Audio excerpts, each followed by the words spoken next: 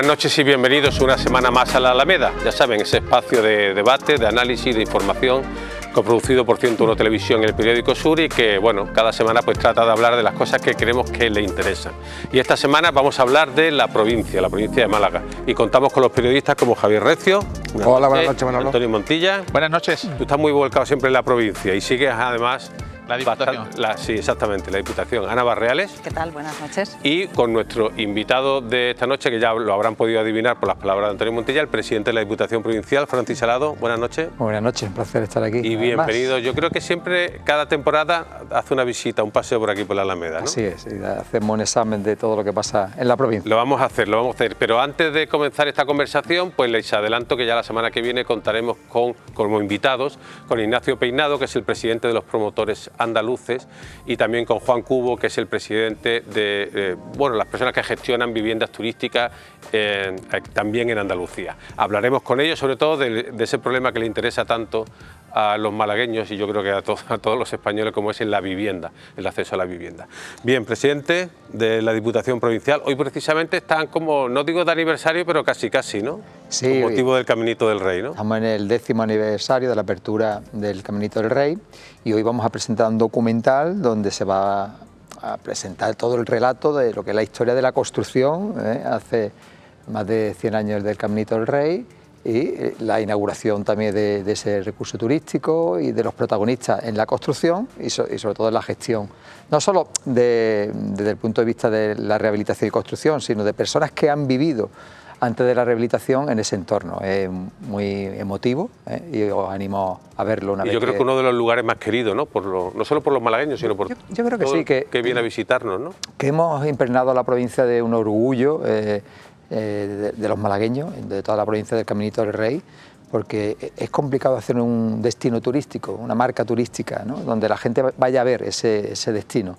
Eso cuesta años, 70, 50, 60 años, como ha sido Costa del Sol, como es Marbella, y el Caminito del Rey en 10 años se ha constituido como un recurso turístico que la gente viene a la provincia a ver el Caminito del Rey, y luego hará otras cosas, ¿no? Y eso es un éxito de Elías, que fue el que puso sobre la mesa este proyecto, y de todos los protagonistas de la puesta en marcha del mismo. Es curioso porque no sé qué pensáis vosotros, pero ya que ha mencionado a su antecesor, ¿no? A Elías Bendodo, que puso en marcha este proyecto cuando estaba presidiendo la Diputación, pero no se optó por un modelo, por un proyecto no tan ambicioso como el que había antes y que llevaba años, sino décadas en el cajón, y al final se consiguió hacer el proyecto posible, pero que ha sido un éxito, ¿no? Fue una inversión de algo más de 2 millones de euros, y para el impacto económico y la repercusión que ha tenido eso no solo en la comarca de donde están los pueblos afectados, sino de toda la provincia, es espectacular. Porque tiene un retorno, un impacto económico en el 2024 de más de 60 millones de euros. Es decir, se invirtió unos 2 y algo, es decir, un 30%. Se multiplica por 30, ¿no? Esa inversión. Y ha supuesto la generación de más de 600 empleos en el entorno, se ha multiplicado por 4 los establecimientos alojativos. En fin, es una riqueza espectacular, no solo en la zona, sino en toda la provincia. ¿Tú quieres decir algo, no, Javier? Sobre todo que ha creado una marca, ¿no? Que yo creo que al final es muy importante en todas estas cuestiones, y esto lo saben mucho los publicistas, etcétera, la importancia de crear una marca.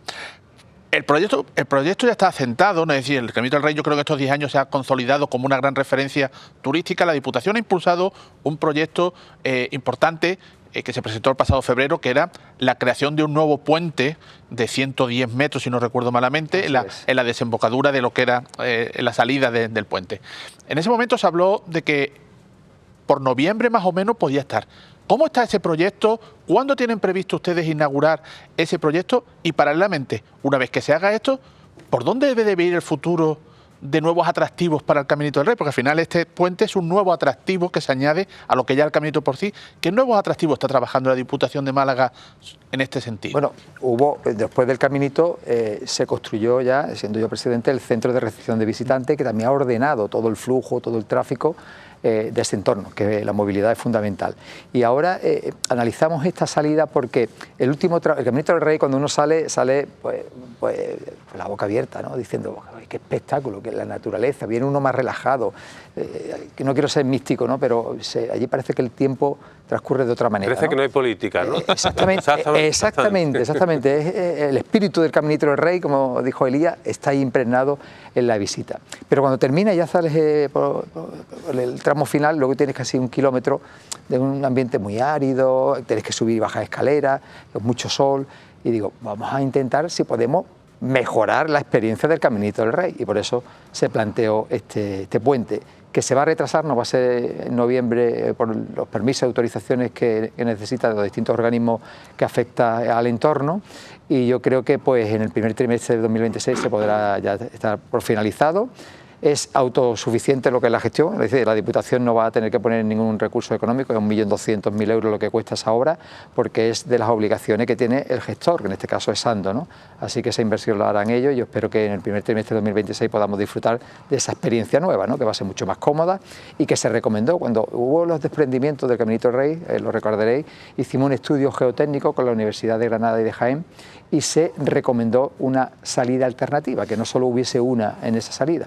Entonces también es mejorar la seguridad del Caminito del Rey.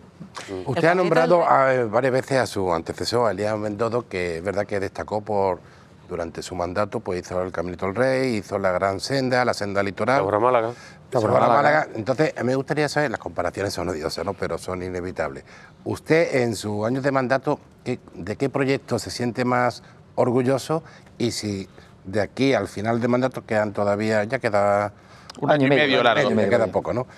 Si tiene algún proyecto así como de lo que se puede decir un proyecto estrella o que quede para el recuerdo.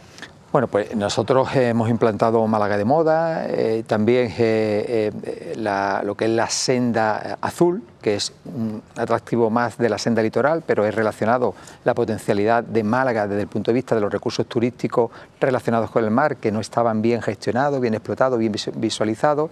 Estamos con la ampliación del MVA, que esperemos que pronto nos dé la licencia. MVA, digo porque la en María Victoria Atencia, para aumentar esa capacidad. Y Ollería, por entenderlo. Y uno de los proyectos que ya también se ha adjudicado hace una semana, que es el primer centro de autismo, de atención a las personas que tengan autismo y familia, de Andalucía, que va a ser en la Vega de Antequera, y que yo espero también que para el año que viene se pueda poner en funcionamiento. En fin, pero sobre todo, yo creo que entre Elías y yo hay distintas formas y estilos de hacer. Y por eso es que me da la sensación que son mandatos muy diferentes. Sí, yo creo que la diferencia es que él ha posicionado con un proyecto muy estratégico que posicionó la utilidad de la Diputación Provincial en cuestión de crear esas marcas, también la Gran Senda. Y yo, mi visión, al ser alcalde, es completamente distinta de la que podía tener Elías, ¿no?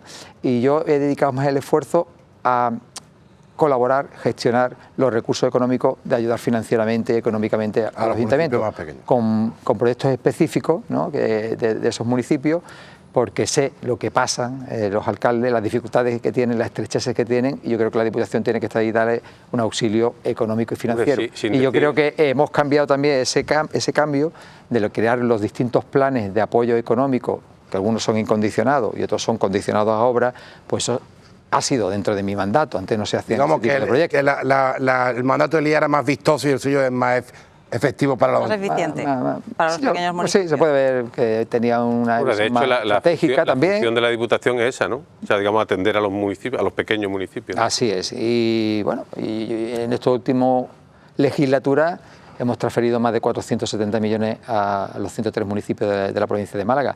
Y el concepto de incondicionado lo he creado yo como presidente. Antes se transferían los recursos para un objetivo, era finalista. Y los alcaldes se quejaban que había veces que el dinero lo necesitaban para cerrar las cuentas, para poder pagar cualquier recurso económico de nóminas, de gastos de feria y fiesta, de la luz, en fin, el capítulo de gasto corriente que no llegaban a final de año, y la creación de ese concepto de incondicionado ha hecho que facilite mucho el día a día a los alcaldes. Bien, pues antes de entrar en otras materias, no hemos saltado ya un poco de temas, pero vamos a ver una especie de introducción de lo que va a ser el documental que se presenta en la Diputación Provincial sobre el Caminito del Rey. estaba considerado como el camino más peligroso del mundo. O sea, realmente allí nada más que había escaladores o gente muy imprudente. Era sencillamente la pasarela que apuntalan allí los operarios para tener movilidad en las paredes. Pueden hacer una obra nueva, pero no tiene pasado ni historia. Y eso ha supuesto que ya venga gente a Málaga expresamente por esta marca Caminito del Rey. Disfruta, respira, que esto es un regalazo de la vida. Es como cambiar de mundo. Aquí el tiempo se para, vienes a otro sitio distinto.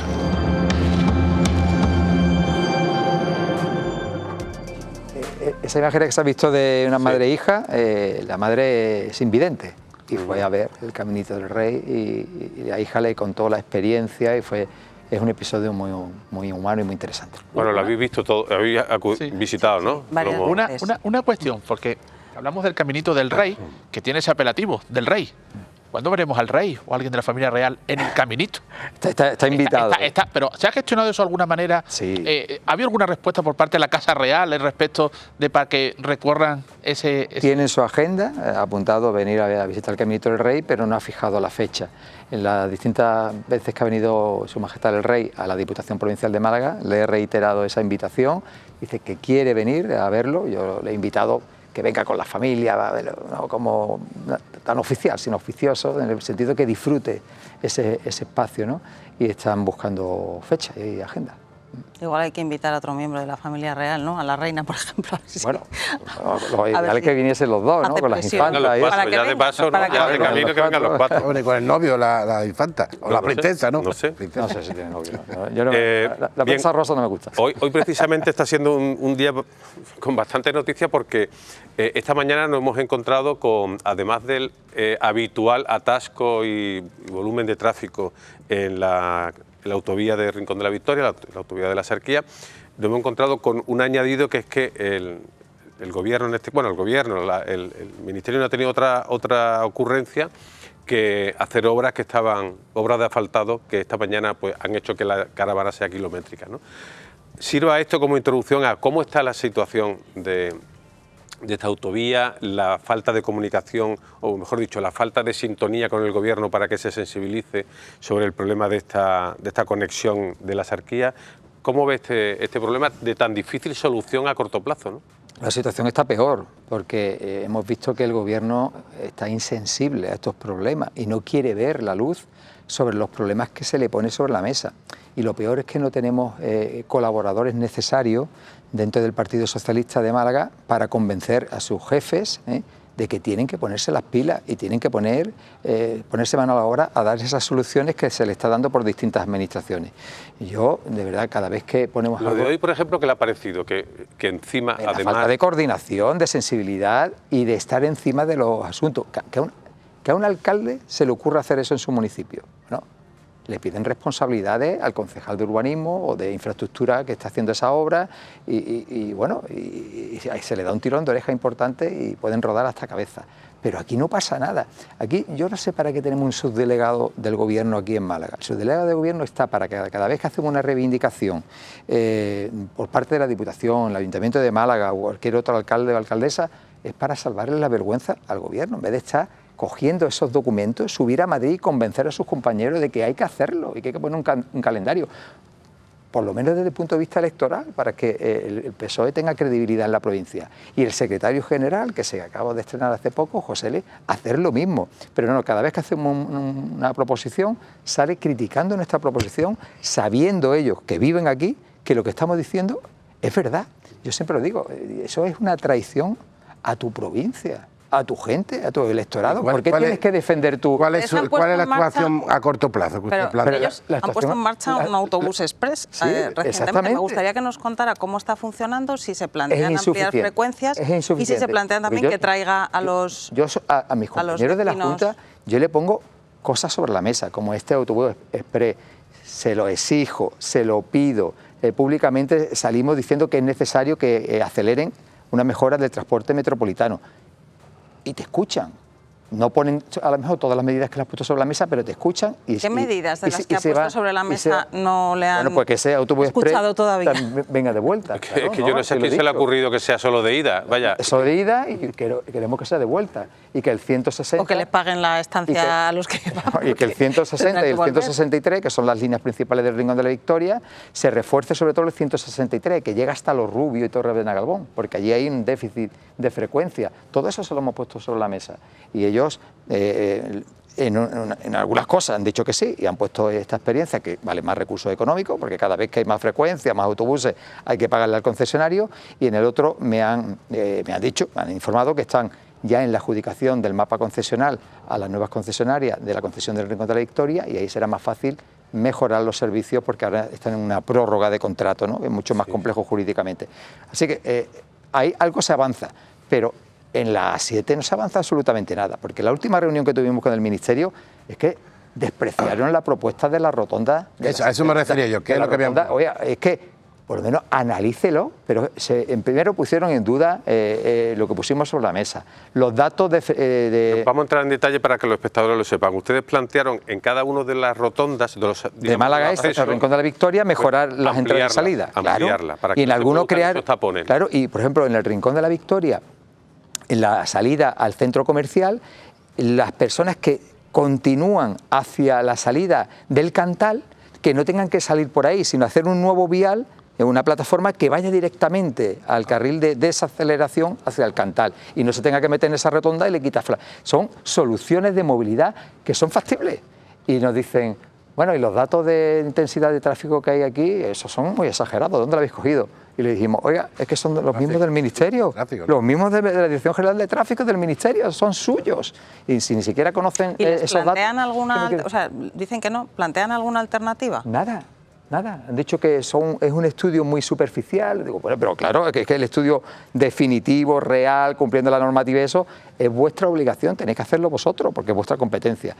Y dicen que no lo van a hacer, cuando una inversión de 14, 15 millones de euros, de verdad. Es que es la falta de sensibilidad. Yo ya me has escuchado tú, Manolo, muchas veces decir, cuando me entrevistas aquí, que yo creo que esto es una estrategia política, que le da igual lo que le pasa a los malagueños, y es un ataque hacia la provincia de Málaga buscando un fin político, donde se dice, ellos piensan, cuanto peor le vaya a la provincia, peor le va a los que identifican que es el causante del problema, porque al final los problemas todo el mundo lo identifica a los alcaldes. Yo tengo un problema sanitario, educativo, en el Rincón de la Victoria, y todo el mundo toca mi puerta, y al final tú lo ves en las redes sociales, ¿qué hace el alcalde? ¿Qué?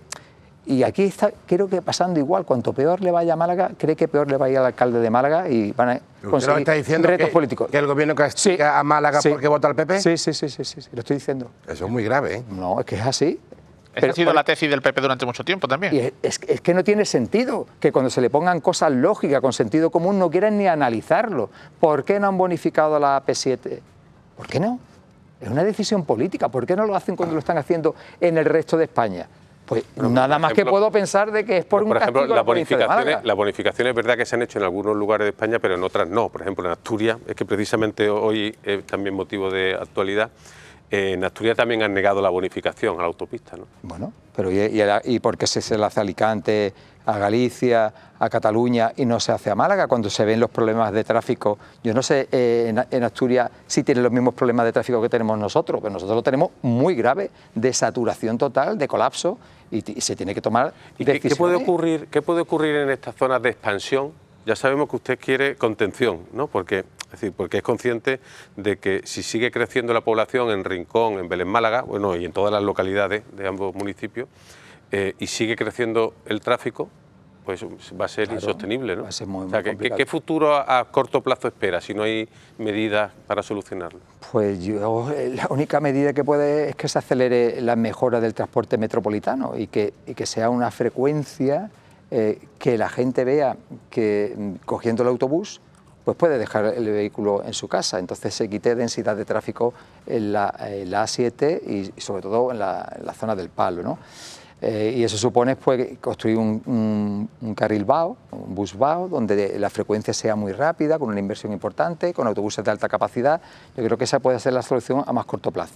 También estas soluciones que le pusimos al Ministerio de la 7, el tercer carril, que no han dicho absolutamente nada si es viable o no técnicamente para dar más capacidad, los carriles reversibles. Todas esas soluciones son a corto plazo. Y en cuanto a soluciones de transporte público, más allá del autobús express, ¿cómo está la...? Quiero decir, es que si hubiera otro, metro de superficie, otro tipo de posibilidades. Está el estudio de demanda ya para determinar si la siguiente línea va a ir hacia está estudiando la Junta de Andalucía. Va a ir hacia el PTA o va a ir hacia Málaga Este, en función de la demanda que se vea, el número de usuarios que van a tener esas líneas. Por su conocimiento de la provincia, que vayan... por su conocimiento de la provincia, ¿hacia dónde se inclinaría que fuera primero? Hacia Málaga Este, está claro. No, me lo pido como alcalde del Rincón y como ciudadano, porque la densidad de tráfico y de futuros usuarios de ese transporte público está en Málaga Este. Está de todas. Lo que da la impresión es que en el tema este de la movilidad,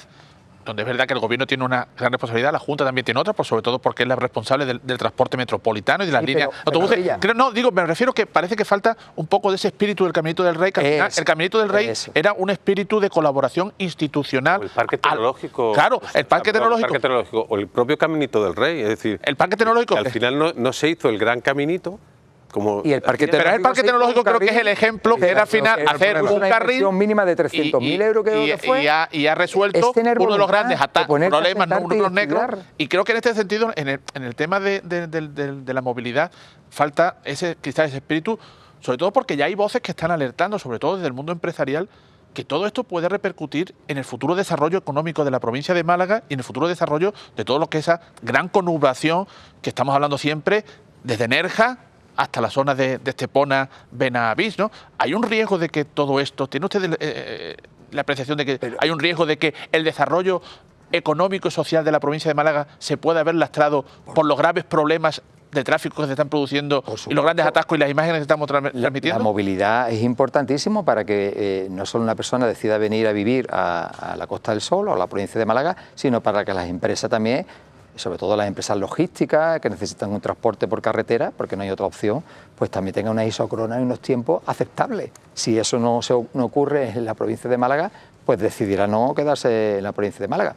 Quizás beneficia a Antequera, beneficia al extrarradio, donde ahí puede su movimiento logístico ser mejor, que bueno. Pero claro, los polígonos que están en la zona de Guadalhorce, Pizarra, que se están estudiando la posibilidad de esa zona, la ciudad aeroportuaria, pues la empresa antes de implantarse, cuando vea el colapso de tráfico que hay, puede repensar si venir o no. Pero no solo eso, sino también la deficiencia de capacidad eléctrica que tenemos en este momento y que el Gobierno no hace absolutamente nada. Claro que hay empresas que no se pueden montar porque necesitan una capacidad importante de kilovatios o de megavatios, porque no se hace la infraestructura de transporte por parte de... ¿Quién tiene que hacer esa infraestructura? Por red eléctrica, evidentemente. Un diseño, lo mismo que el aeropuerto, pues sí ha diseñado un plan de su ampliación a través de AENA, pues red eléctrica tiene que meter en su estrategia... ¿Y por qué cree que no hacen eso?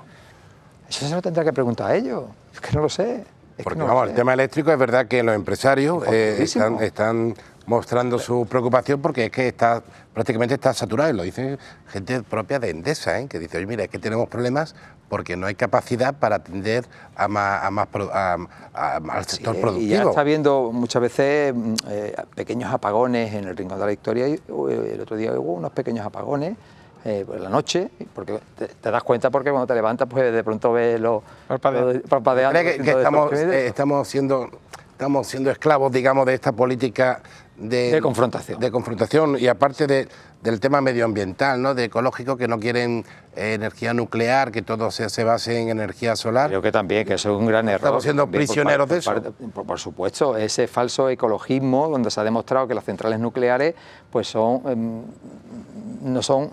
Alemania la ha metido ya dentro de como las energías renovables y energías no renovables, energías limpias, porque aquí seguimos diciendo, a pesar de lo que ha pasado, del apagón que tuvimos, de esos picos que está produciendo y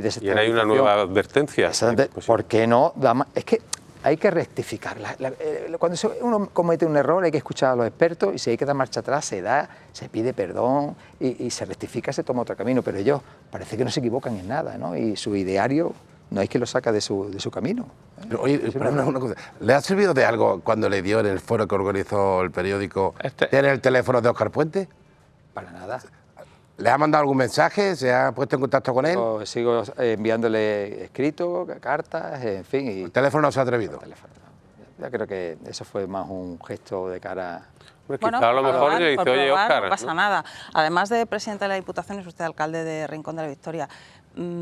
Recientemente un proyecto que precisamente había salido de los presupuestos participativos, o sea, de iniciativa ciudadana, ha decidido abandonarlo para escuchar a los vecinos. Cuéntanos qué ha pasado. Es lo que digo, un político no está siempre...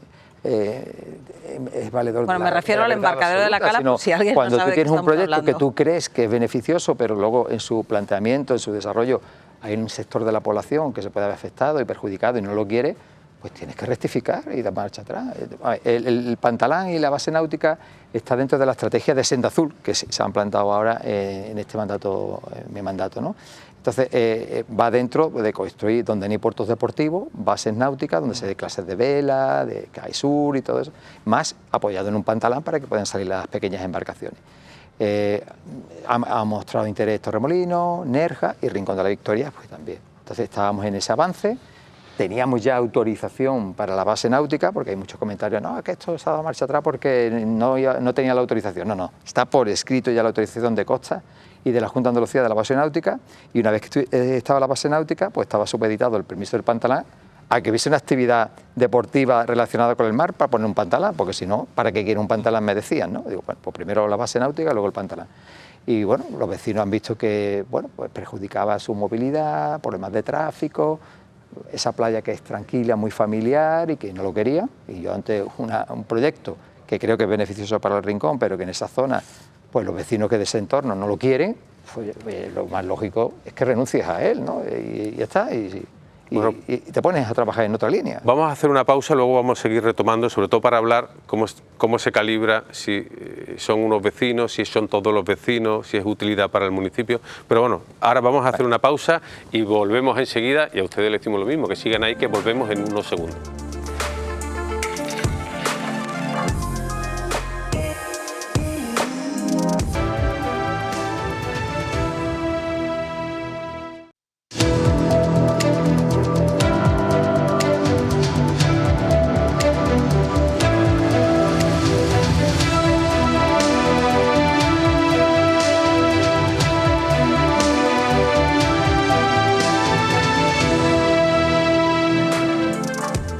Estamos conversando en la Alameda con el presidente de la Diputación Provincial de Málaga, Francis Salado, y con los periodistas Ana Barreales, Antonio Montilla y Javier Recio, y nos hemos quedado en esa decisión de aparcar el proyecto del Pantalán en la Cala, en la zona del Cantal, por petición de los vecinos. Y mi pregunta iba dirigida a cómo se puede, digamos, calibrar que sean los vecinos de la zona, o si son todos los vecinos del Rincón, o si este bien es un bien particular frente a un bien general.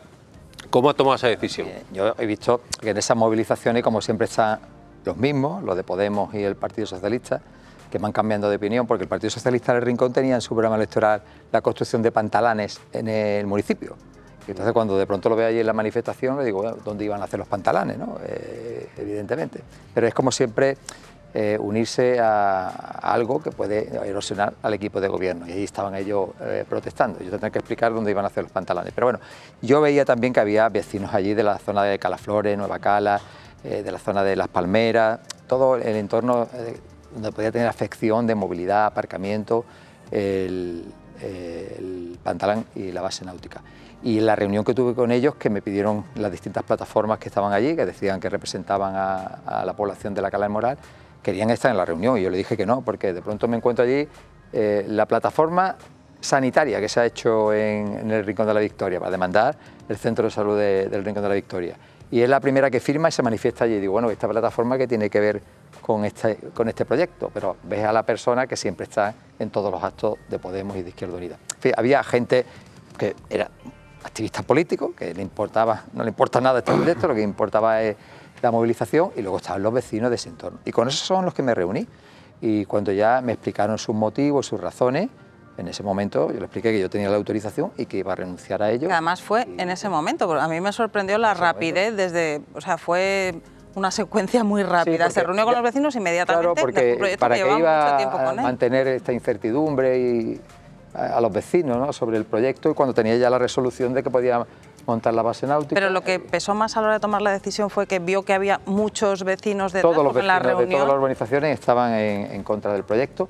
Me dijeron allí, alcalde, de verdad que te aplaudimos el interés de traer cosas para el Rincón de la Victoria, la Villa Romana, el Parque Periurbano, esta iniciativa.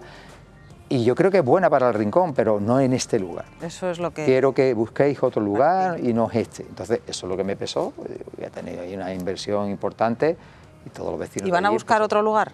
Bueno, yo voy a plantear, pero ya eso a más largo plazo, a ver esa posibilidad cuando se desarrolle Alique, que es en la zona más oriental del municipio, que hay allí un varadero seco en este momento, pero esa parcela es privada, ¿no? Pero el desarrollo de Alique, esa parcela se la tienen que ceder al ayuntamiento, pues la posibilidad de que se pueda implantar allí. Allí no hay densidad de vivienda, no hay vecinos y... Partiendo de la legitimidad que pueden tener los vecinos, ya no hablo de los activistas políticos que usted habla, digo de los vecinos de manifestar oposición a determinados proyectos en su municipio o en cualquier otro.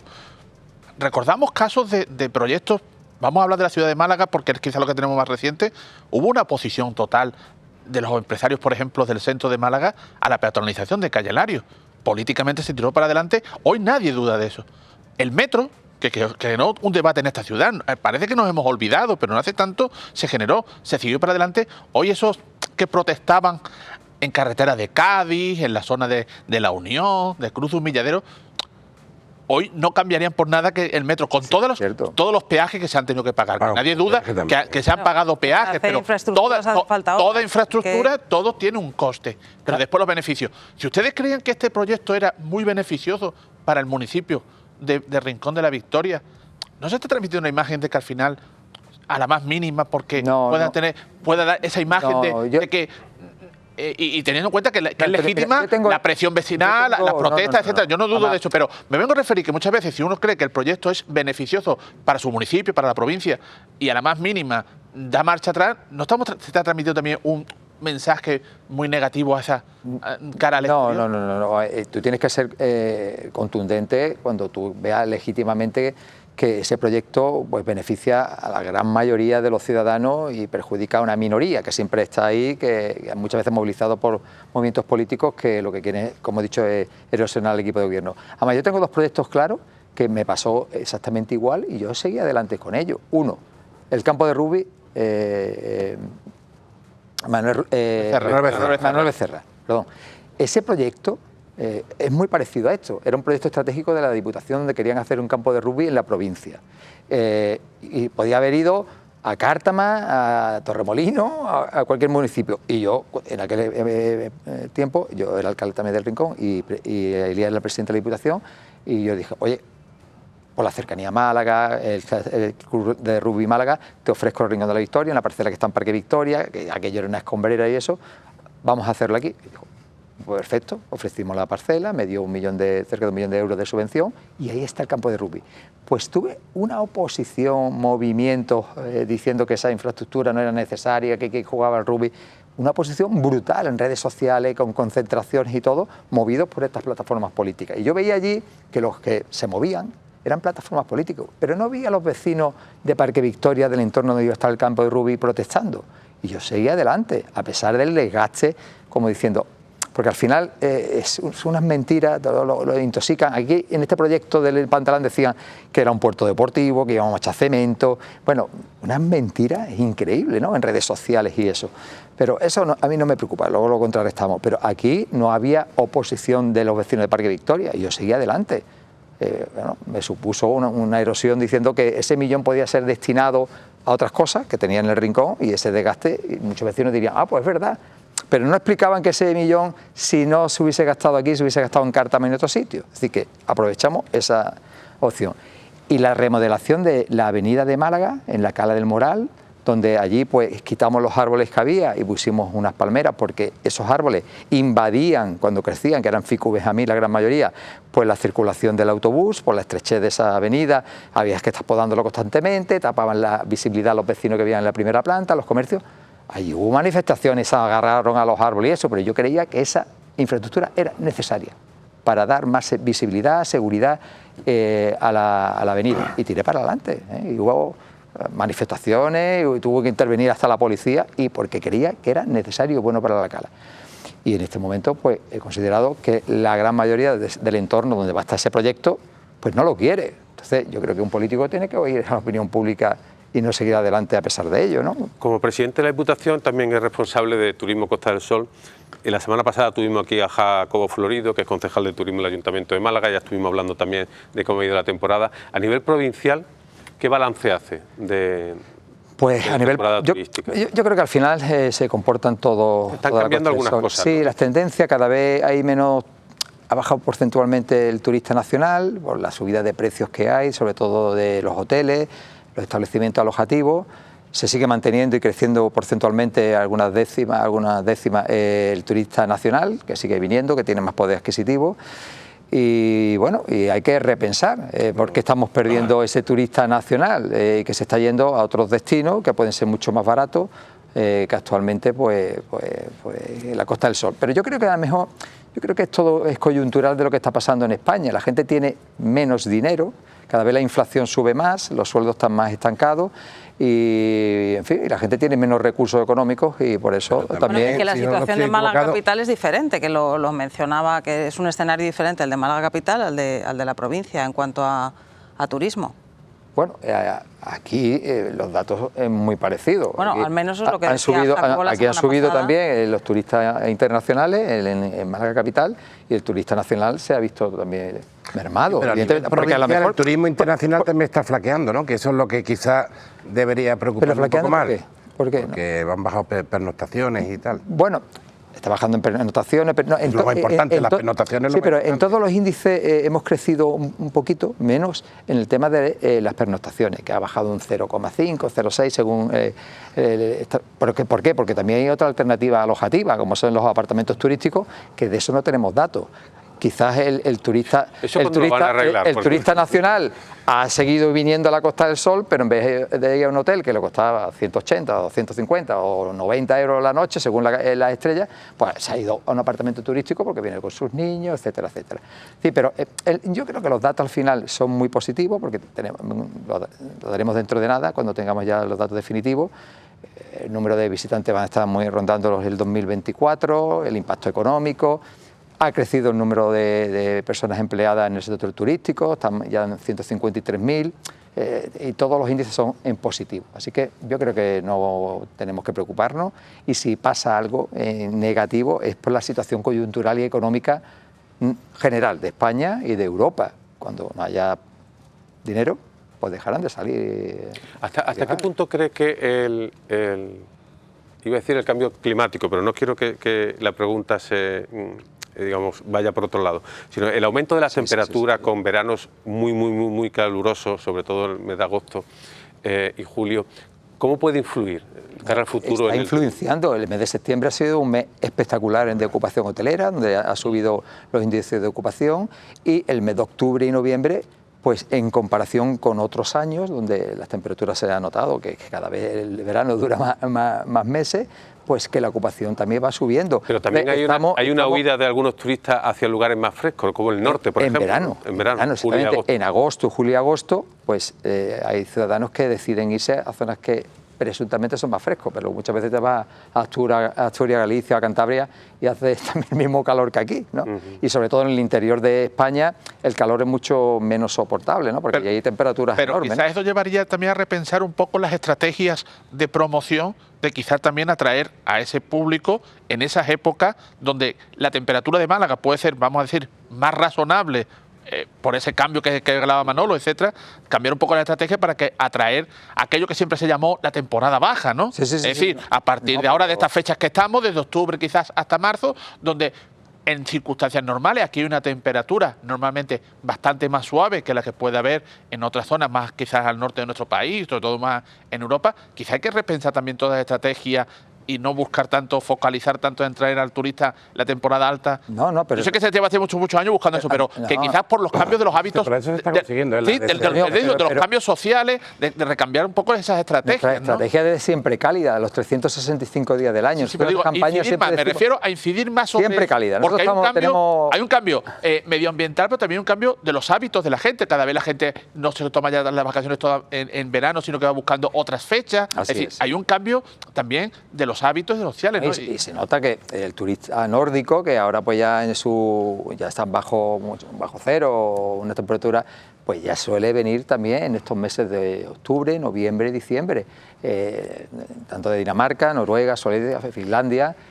Incluso los belgas y holandeses están viniendo muchísimo a la Costa del Sol y en esta época. Así que eso estamos reconvirtiendo ese flujo, ¿no? Y entonces se hace el turismo, como se dice, más sostenible, porque en verano pues no tendremos esa presión que tenemos y tendremos septiembre, octubre, noviembre y todos esos meses con una ocupación aceptable.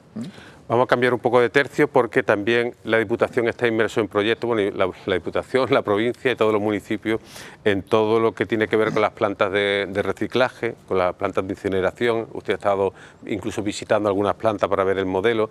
No está decidido cómo se van a distribuir esas plantas en la provincia. ¿Cómo está esa situación que además viene obligado por Europa, ¿no? Así es. Y eso tenemos que ponernos también, esto tiene que impregnar también el espíritu del Caminito del Rey, donde las distintas administraciones, ayuntamientos implicados, mancomunidades y el gobierno de la Junta de Andalucía, pues acelerar este proyecto, porque cada vez cuesta más el recibo de la basura, porque hay una penalización de 30 euros la tonelada que se entierra en vertedero, que no se puede reciclar. El resto, tú que quitar el cartón, el vidrio, el envase, el orgánico, y lo que no se puede utilizar tienes que enterrarlo.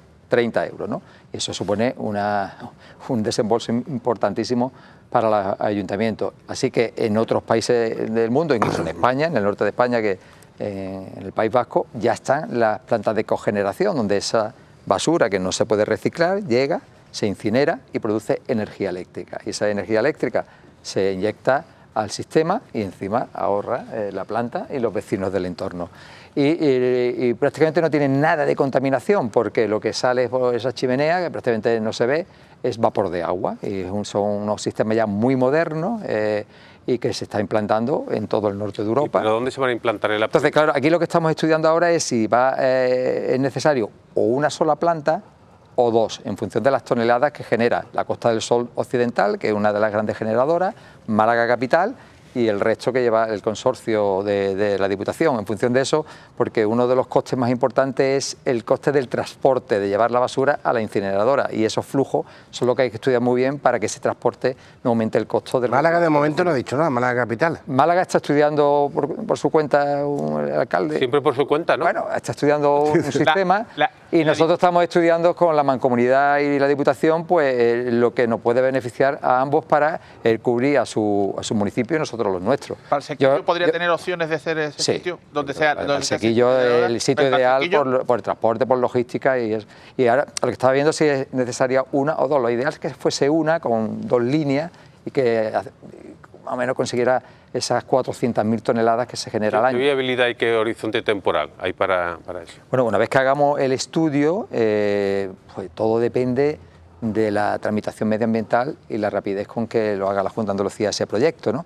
Que lo suyo que sea con colaboración público-privada, porque eso es lo que ha pasado en el Vega de Mestanza, por ejemplo. Eso va a costar casi, una planta de esa puede costar 200 millones de euros, si haces dos son 400, en fin, eso vale mucho dinero y para que se haga con rapidez, pues sacarlo con colaboración pública. Le preguntaba lo de Valsequillo, se lo preguntaba con esa intención, por lo ha mencionado Manolo, el tema de Vega Mestanza, ¿no? Es decir, le preguntaba lo de Valsequillo porque allí ya hay un mismo centro de tratamiento de residuos que tiene la Diputación, que gestiona la Diputación, digo, para no buscar otra ubicación, porque en el caso de la depuradora de Vega Mestanza se buscó un sitio como era el tema de la EDAR, en la zona de Vega Mestanza, y fíjese la situación en que estamos y con lo que supone eso de costes económicos de Estado dentro y saber si se va a poder contar con esa planta. Digo, claro, pero allí habrá aprendido la lección, entiendo, ¿no? Primero habrá que hablarlo con el alcalde de Antequera, evidentemente, pero hay que convencer a todo el entorno que lo que hay ahora contamina más que lo que se va a poner allí, porque allí se está evidentemente enterrando la basura, que suelta lisiviado, y eso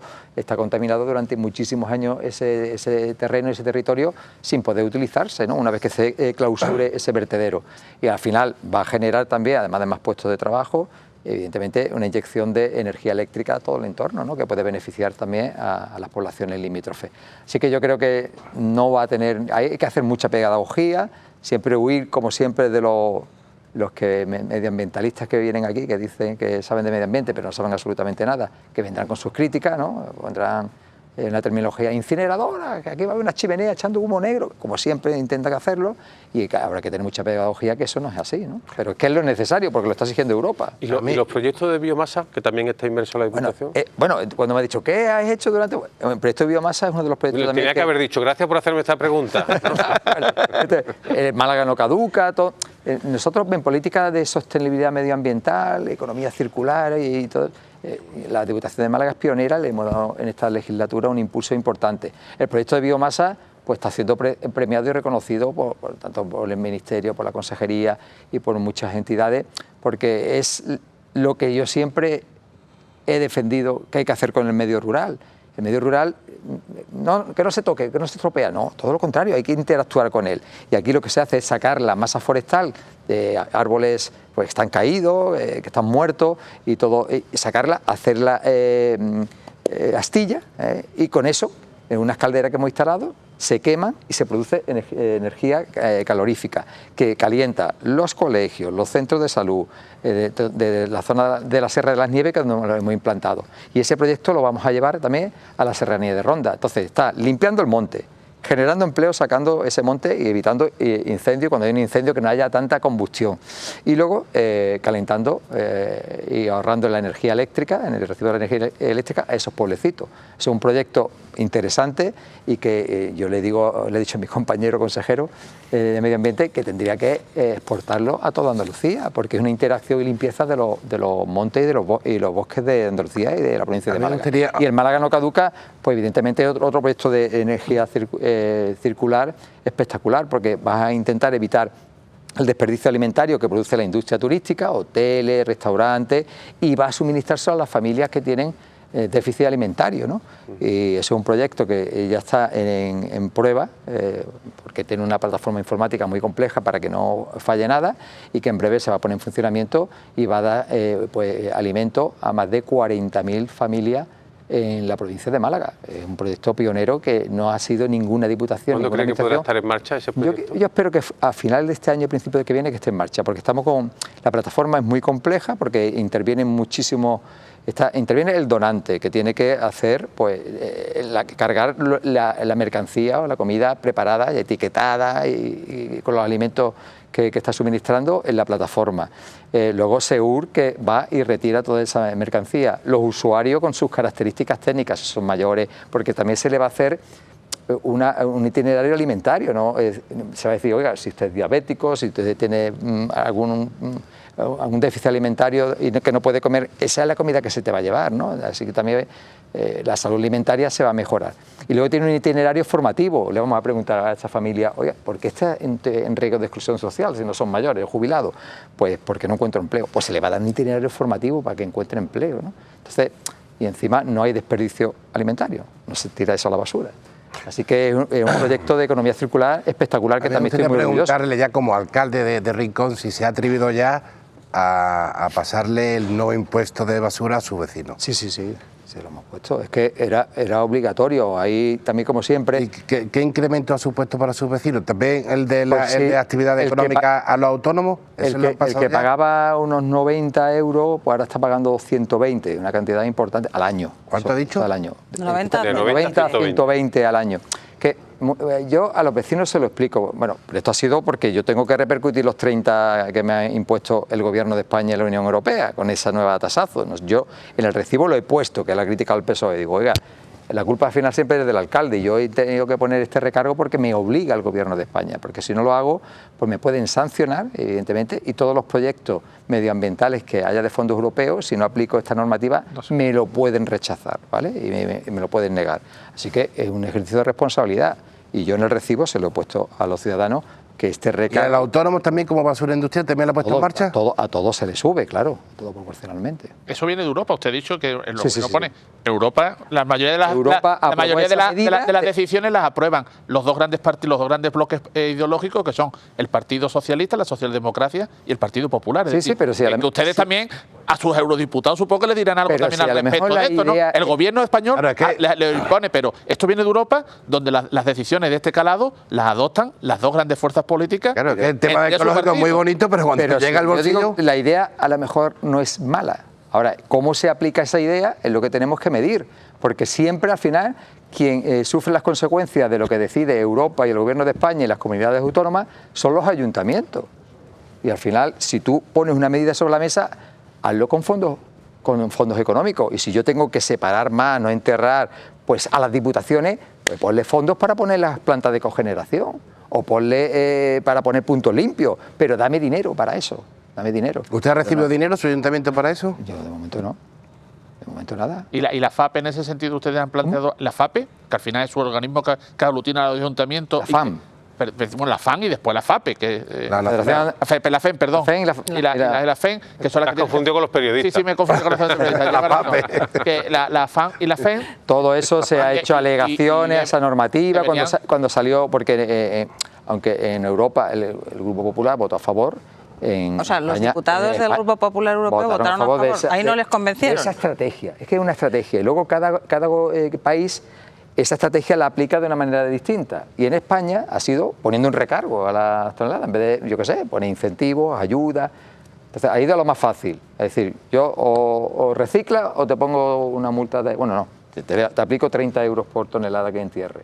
Ha ido a lo fácil. Pero a mí me parece muy poco lo que usted ha subido comparado con lo que hay en otros municipios, que hay un verdadero hay una escándalo. repercusión tan diferente según los municipios? Porque Por es que el lo está coste. planteando Javier, lo decía hace poco el presidente de la Federación Española de Municipios y Provincias, que cada municipio se está haciendo de una manera y con resultados Claro, muy porque diferentes. lo que tienes que repercutir es el coste del servicio, y el coste del servicio de basura del Rincón de la Victoria es completamente distinto al coste del servicio de Vélez Málaga, de Torremolinos, porque por la extensión del municipio, por el número de empleados que tenga, lo que cobran esos empleados, en fin, las rutas, si tiene 3, 4, 5 rutas, es decir, el coste de cada municipio es completamente Pero distinto. en Si yo cuanto tengo a un coste número de de servicio de habitantes, 10 no. millones de euros al año y Torremolinos lo tiene de 25... Pero pues a no lo mejor parecen es municipios a priori tan diferentes y con tanta diferencia de población ni geográficamente... Los costes Hombre, son completos. distintos, lógicamente, pero no parecen tan distintos para Un que haya esas barrendero, diferencias. una persona del servicio o de recogida en el Rincón cobra, pues decía algo, 2.000 euros y en otro cobran 1.500 y en otro pueden cobrar 2.500. En fin.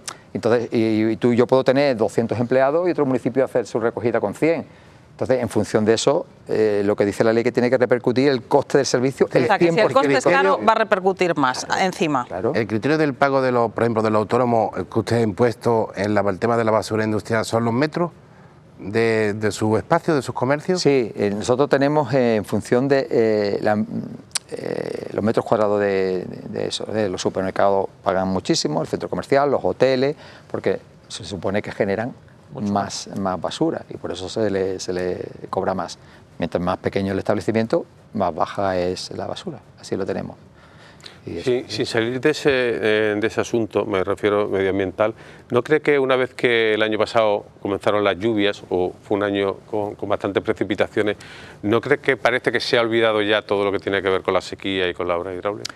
Bueno, por parte de la Diputación... Lo digo porque, por ejemplo, de la depuradora de... La saladora de la La desaladora de la Serquía, ni se habla. Pero es el mismo. Bueno, le estoy preguantando su opinión. ¿Qué opinión le merece? Pues le merece que, como siempre, hay una pata, la pata está coja, porque el Gobierno nunca ni está ni se le espera. Mira, la Diputación Provincial de Málaga este año va a invertir 32 millones de euros en materia hídrica, que es menor, pero muy importante, que es evitar fugas, digitalización de contadores, para cuando hay una fuga rápidamente actuar, mejorar la depuración de nuestras depuradoras, que es competencia nuestra, quitar la salinidad del agua, que va de riego a la Sarquía en Torre del Mar y en Algarrobo. Todo eso lo estamos, ahora también vamos a colaborar con el Ayuntamiento de Málaga y Torremolinos también para mejorar el agua reciclada de la depuradora de Guadalhorce, para utilizarla para riego, de campos de...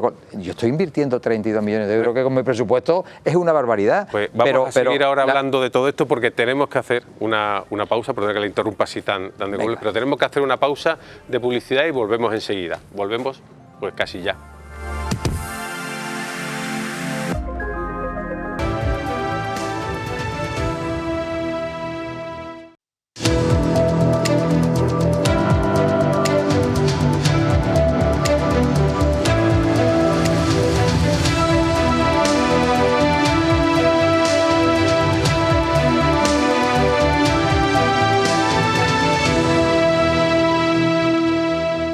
Ya estamos de nuevo aquí en la recta final de este Alameda, en la que estamos hablando de la provincia, y estamos hablando precisamente de todas las inversiones hídricas que está haciendo la Diputación y de cómo el hecho de que el año pasado acabara la sequía, o por lo menos se produjeran precipitaciones, parece que ya se ha olvidado todo lo que había que hacer hasta que llegue la próxima ocasión en la que echemos de menos todas las obras. La Diputación está en su estrategia, tenemos también un nuevo programa con fondos Next Generation que nos han dado 10 millones, nosotros vamos a poner 5 de digitalización y optimización de todo el sistema en baja de los ayuntamientos menores de 20.000 habitantes. La Junta ha invertido 400 millones de euros en Málaga, en todos los sistemas que habéis visto y que conocéis. Falta la pata. Alguien me diga cuánto ha invertido el Gobierno de España, que tiene dos obligaciones, que es la desaladora de la Sarquía y incluso la ampliación de la desaladora de Marbella, que era su obligación, la ha hecho la Junta también. Si es que estamos haciendo los deberes que le corresponde al Gobierno de España. Por eso cuando yo te digo que hay una intención clara de asfixiar a la provincia de Málaga porque gobierna la gran mayoría del Partido Popular, pues que yo creo que no me equivoco. ¿Cuál cree que son las actuaciones prioritarias que habría que hacer sí o sí? La desaladora de la Sarquía es súper prioritaria, primero porque los regantes necesitan agua, evidentemente, porque la Sarquía es la zona donde menos llueve de la provincia de Málaga y hay que garantizar el abastecimiento humano también, como mínimo, a la zona de la Sarquía. Así que esa es la súper prioritaria. Luego, la presa de Giribán Medina, de Cerro Blanco y eso, pues son estrategias a largo plazo que tendríamos que estar negociando con el Gobierno de España, pero tampoco le presta atención porque ellos no están con esa teoría del medio ambiente, de que hay que dejar los ríos discurrir con normalidad y eso, pues no quieren hacer presas tampoco. Es que es un tema ideológico. El trasvase del pantano de Dinajar. Si no hay que hacer el trasvase porque no quieren trasvasar esa masa de agua que hay ahí, por lo menos que se pueda suministrar todos los municipios que están en ese entorno, como es Cuevas Bajas, Cueva de San Marcos, toda esa zona, por lo menos que se puedan suministrar de ese pantano, que están limítrofes con ellos, y no lo hacen, ¿no? Usted, con todo esto que está exponiendo, hemos hablado de movilidad, estamos hablando ahora de agua, etcétera. En 2027, si se agota la legislatura, habrá unas elecciones y ahí las encuestas apuntan que el Partido Popular podría gobernar este país en el futuro. Usted sabe que la lista todo esto se lo vamos a sacar después de reivindicaciones. Si el gobierno del Partido Popular y ustedes gobiernan aquí, la lista es grande y todo esto que están diciendo se lo vamos a recordar que los compromisos que tendrán que hacer el gobierno con la provincia de Málaga. ¿Lo sabe usted que Yo se lo digo cada vez que veo a mi amigo Elías, se lo digo, Elías. Cuando llegues, esto va a estar todos los días. Y espero que ¿Y usted está tan convencido de que llegará? Cuando llegue el gobierno, que van a llegar. Digo, usted confía que el día vaya a ser ministro, está diciendo. Bueno, yo no sé lo que va a ser, pero estará en el gobierno de España con las funciones que le pueda asignar el presidente.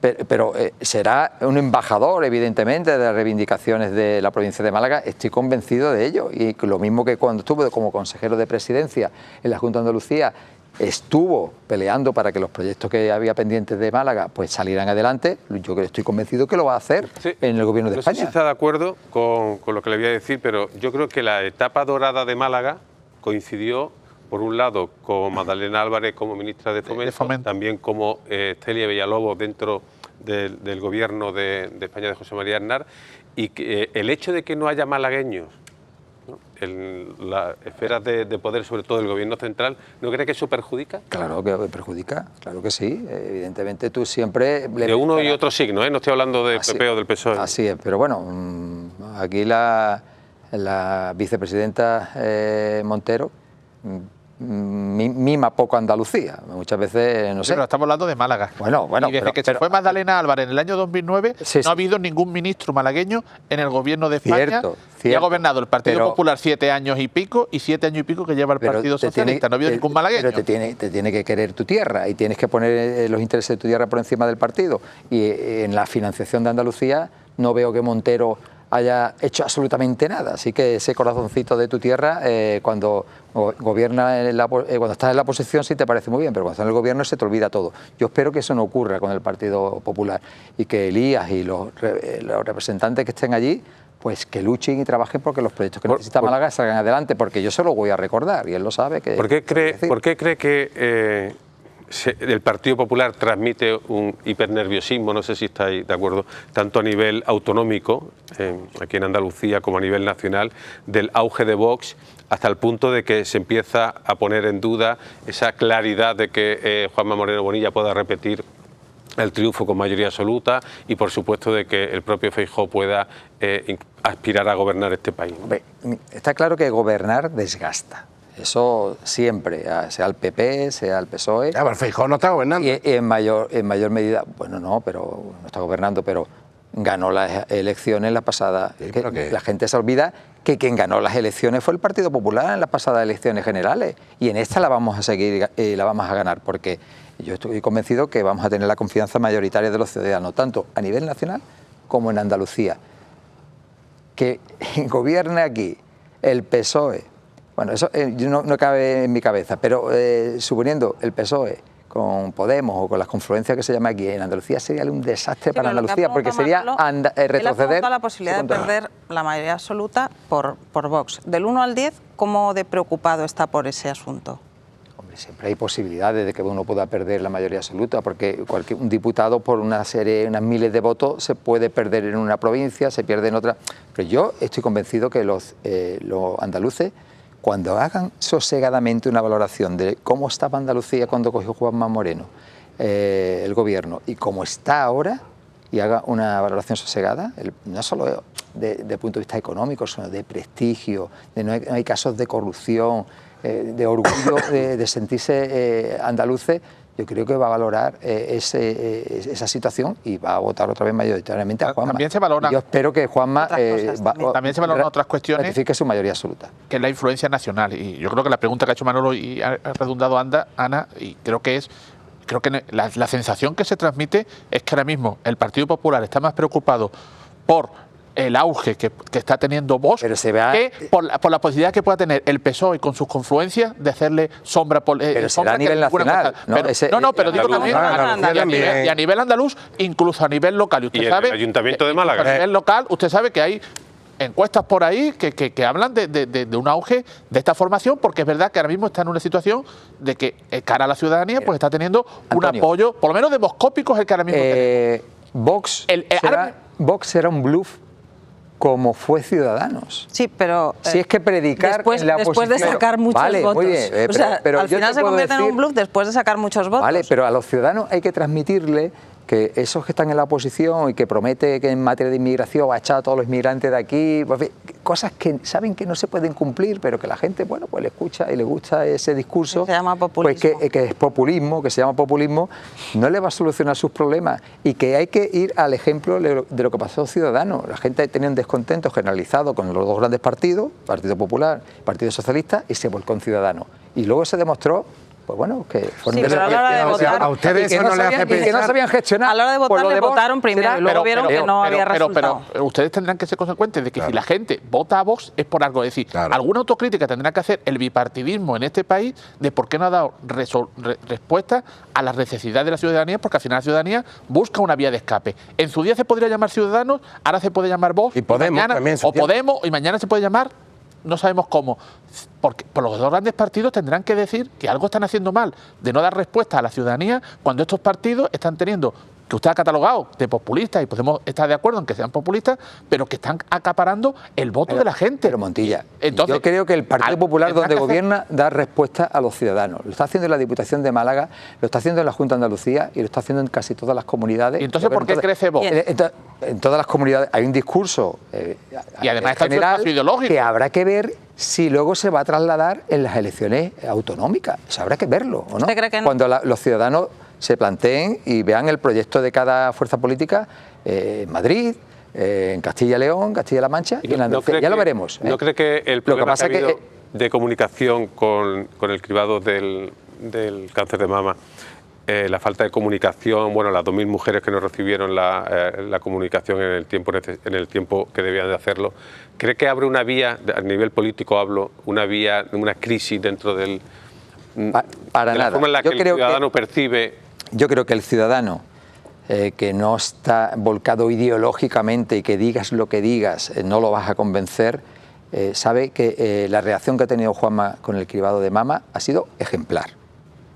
Compárala con el tema de las pulseras de las mujeres víctimas de violencia de género.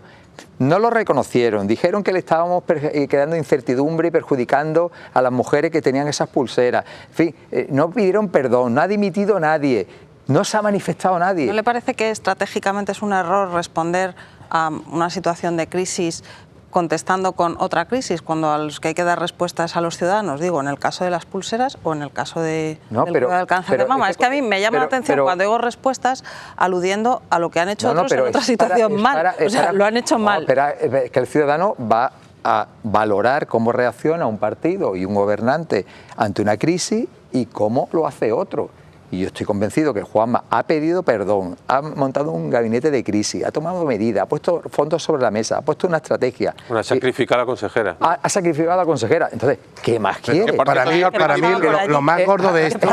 Le dijo al principio que eran 4 casos. Y el PSOE pidiendo explicaciones. Digo, consejos vendo que para mí no tengo. Es decir, ¿y tú qué has hecho en esa situación de las pulseras a nivel nacional? Pero tú me puedes a mí criticar cuando tú estás limpia de pecado, es decir, cuando tú eres ya, pero que me parece como que tengo la sensación de que están más preocupados por responder al PSOE que por responder a los ciudadanos. Más preocupado en dar respuesta a las mujeres que más me ha llamado la atención de esta crisis, que puede considerarse algo puntual, el tema de la comunicación, es la declaración del propio Juanma Moreno. De ayer.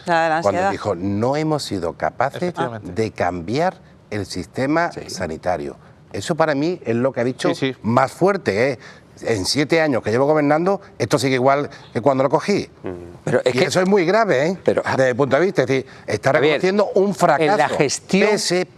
Francis, pese a que efectivamente hay más fondos que nunca en sanidad, con 400 millones más, que yo no pongo en duda los datos, pero está reconociendo que ha fracasado en el ámbito sanitario. Es cierto que eso para mí tiene bastante calado en la atención primaria y tiene que seguir esforzándose en mejorarlo, evidentemente.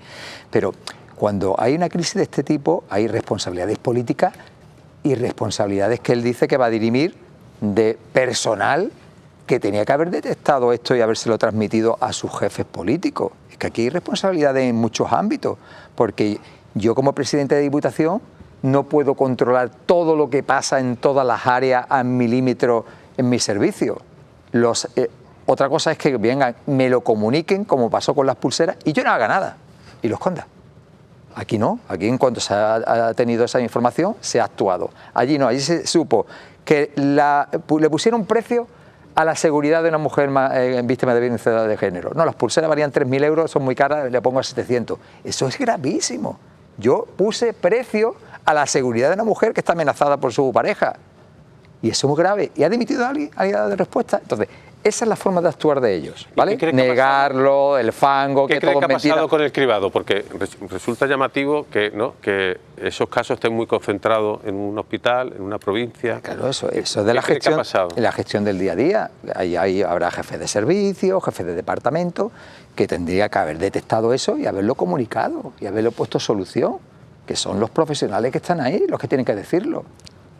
Ahora, si tú profesional se lo has dicho a tu jefe político, ¿qué ha pasado y no ha dicho nada? Es cuando hay que dirimir la responsabilidad política. Pero si nadie me lo ha dicho, yo qué sé, Al final es cuando ocurren... Sí, pero la imagen que se ha transmitido es que hay una situación, ha creado una situación de duda sobre todo el sistema sanitario. Que esto está focalizado en un departamento concreto de un hospital. Perdona, Antonio, porque ha provocado que si yo me hago una prueba y no me llaman el día siguiente, claro, ya tengo la sospecha. Exactamente, ha generado esa situación de la gente. Por eso ha dicho que lo va a ampliar también al cribado de colon y a todo. Pero ya en líneas generales, que ya si vas a hacerte una prueba y no te han llamado los 10 días, pues ya te pones nervioso. Es decir, y esta situación sanitaria, esto, porque lo vimos en las anteriores, en las elecciones que el Partido Socialista gana, por cierto, aunque no puede gobernar, en el año 2018, que ganó también las elecciones y no gobernó, porque estamos en un sistema parlamentario, como a nivel nacional, y gobernó el Partido Popular.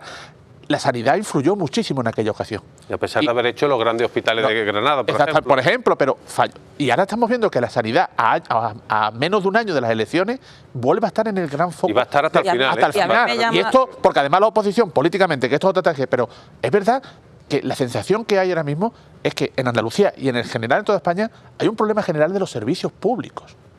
De gestión y de respuesta de eso. Salvo en Hacienda. Eso es lo mejor del mundo. Funciona como un reloj.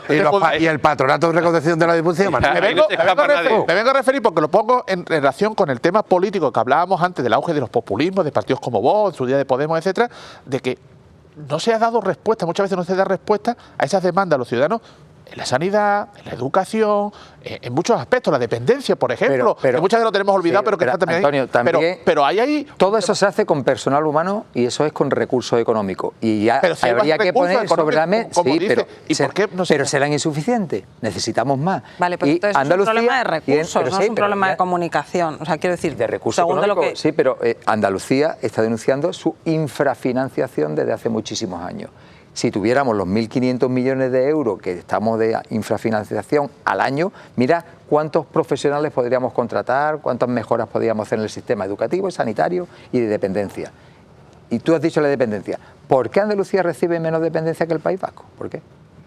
Cuando la ley dice que tiene que ser el 50% del Estado y el 50% de las comunidades autónomas, y si se le paga el 50% al País Vasco y no a Andalucía, pues esos son recursos que tienes que poner tú de tu propio presupuesto y que tendrás que quitarlo de otros servicios públicos, o tardarán más en contestar a la persona que tiene el derecho a esa dependencia. Porque estamos volviendo a lo que yo creo que es el gran problema, que es el politiqueo, porque yo creo que una cosa es la política, que me parece muy noble, y otra cosa es el politiqueo, que es lo que creo que al final está imperando en nuestra sociedad, que es el politiqueo, que aquí se juega con todo.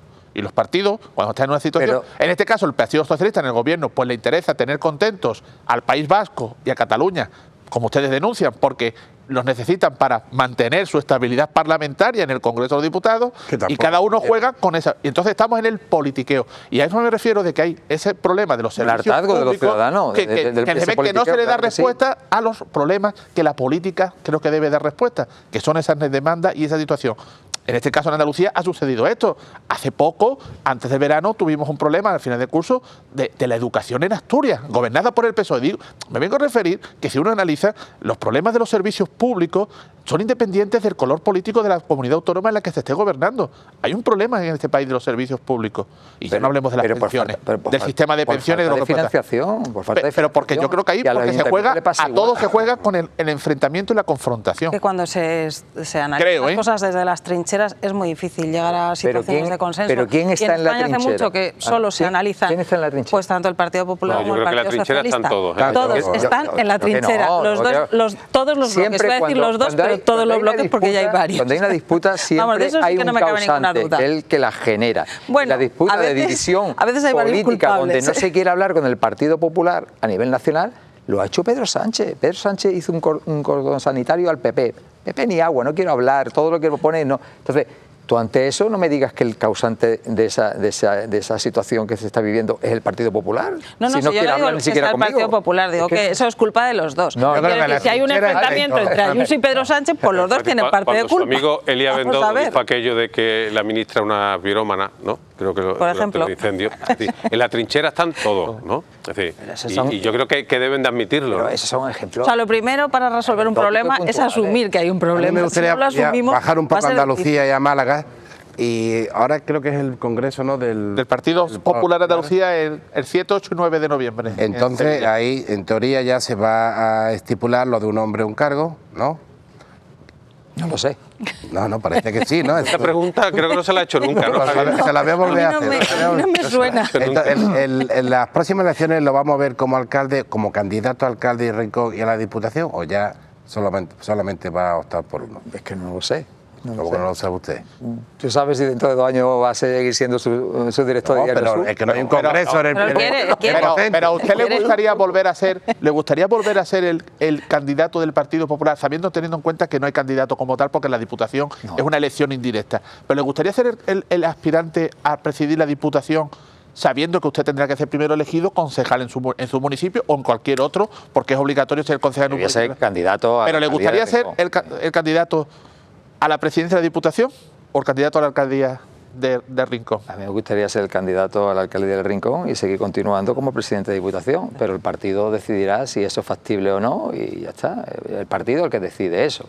En esta la doctrina del partido, por lo que se expresó en su momento, parece ser que es lo de un político un cargo. Vale. Su compañero de la Diputación de Granada, que era alcalde de la Alendín, si no recuerdo malamente, dimitió como alcalde de la Alendín y es presidente de la Diputación de Granada, y creo que su compañero también de Huelva, que era alcalde de un municipio de Huelva, que ahora no recuerdo el nombre, también dimitió de la alcaldía, y es esto en el caso de Málaga. Pero eso es como cuando dicen se llegó a una especie de acuerdo. Máximo 8 años. Usted va a terminar esta También se decía que los mandatos iban a ser de 8 años y por circunstancias muchas veces... Juanma lo decía. Es que los escenarios, cuando esta pregunta planteada aquí, de aquí a 2 años el escenario puede ser completamente distinto. Entonces, atreverte a decir una respuesta a esto cuando... Pero tan distinto hasta que lo gobiernen. Que la vida evoluciona, ¿verdad? Porque lo que nadie duda que los que son ustedes alcaldes ahora mismo del Partido Popular en la provincia, todos ustedes... Yo creo que le ha venido bien a la Diputación que un alcalde sea presidente de la Diputación, porque las decisiones que yo tomo es pensando en los alcaldes,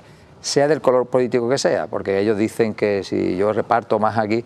el 70% de los recursos que ha repartido la Diputación durante el año 2024 ha ido a los municipios menores de 20.000 habitantes, de cualquier color político. Eso no lo dice por Elías Bendodo, ¿no? De que le ha venido bien. No, lo digo por lo que está diciendo el PSOE, que yo estoy bien, por lo que le he dado 1 millón de euros a cada municipio mayor. El 30% hay que verlo en su conjunto, no en un programa específico.